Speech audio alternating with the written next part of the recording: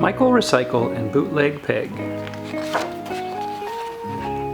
When Michael went to visit one fateful Friday night the famous Neptune Nibbles for a tasty fishy bite, he couldn't quite believe his eyes. At last the ocean venue had tables bare with no one there, and fish was off the menu.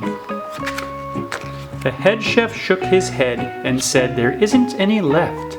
The 7 seas are empty. It's a case of fishy theft." So Michael said in disbelief, "There's not one fishy dish. It is my wish to teach this thief you mustn't overfish."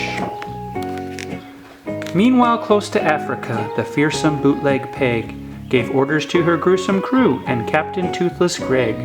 A wicked witch upon the waves, she was the ocean's curse. For stealing fishes from the sea, there was no pirate worse. Fishes big and fishes small and fishes in between. Fish with spots and zebra stripes, purple, red, or green. And when the nets were full to burst before her big ship sank, she sold the rainbow-colored fish to Tycoon Fish Tank Hank. But Peggy's nets not only caught the rainbow-colored fishes, they also caught the type of fish in Neptune Nibbles' dishes. So Michael soared above the waves to see who it could be, when he spotted that the fish had left a message in the sea.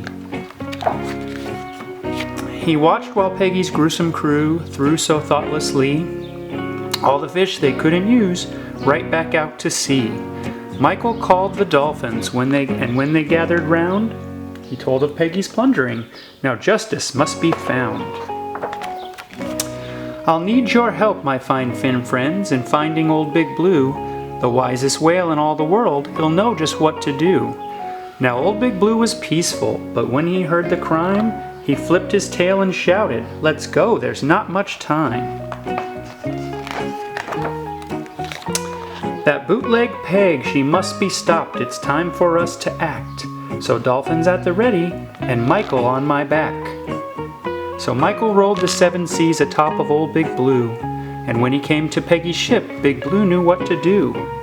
He tossed and turned and twisted and slapped his awesome tail to cause a mighty maelstrom with waves quite off the scale. "Bootleg Peg," cried Michael, "this is your red alert. Stop your overfishing or be a shark's dessert." But still the ship kept sailing despite the frightened crew. So on one go Blue swallowed it, and Greg and Peggy too. And then in one almighty breath he spat the thieving pair onto a desert island 1,000 miles from there. And since there wasn't much to eat, it was as Michael wished. Peggy learnt that to survive, she mustn't overfish. Now back at Neptune's Nibbles, the menu's all brand new, with fishy treats for Michael and some for old friends too. The end.